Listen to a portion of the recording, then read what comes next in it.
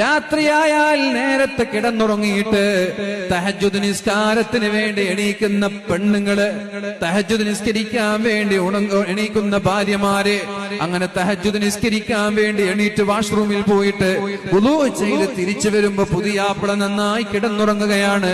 ആ പുതിയാപ്പിളയുടെ മുഖത്തേക്ക് തന്റെ കയ്യിലുണ്ടായിരുന്ന വെള്ളം കുടഞ്ഞ് തന്റെ ഭർത്താവിനെ തഹജ്ജുദ് നിസ്കരിക്കാൻ പ്രേരിപ്പിക്കുകയും എന്നിട്ട് രണ്ടുപേരും ഒന്നിച്ച് നിസ്കരിക്കുന്ന ഒരു കുടുംബമാണെങ്കിൽ അവരുടെ ദാമ്പത്യ ജീവിതം മനോഹരമായിരിക്കുമെന്ന് പരിശുദ്ധ റസൂലുള്ളാഹ് റഹിമല്ലാഹു റഅൻ, അല്ലാഹുവിന്റെ റഹ്മത്ത് ആ കുടുംബത്തിൽ ഉണ്ടാകുമെന്നാ പറഞ്ഞത്.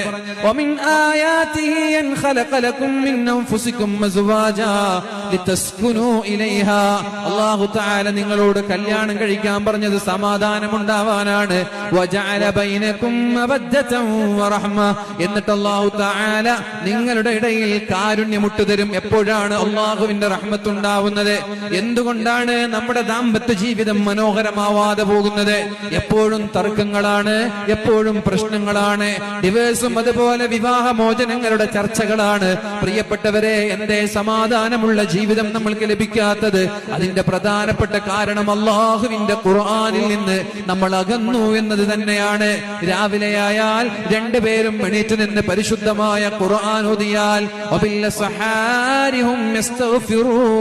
അത്താഴ സമയമാകുമ്പോ രണ്ടുപേരും എണീറ്റ് തഹജ്ജുദ് നിസ്കരിച്ചിട്ട് ഭാര്യയും ഭർത്താവും ഒന്നിച്ചിരുന്ന് ഖുർആൻ ഓതുന്നൊരു വീടാണെങ്കിൽ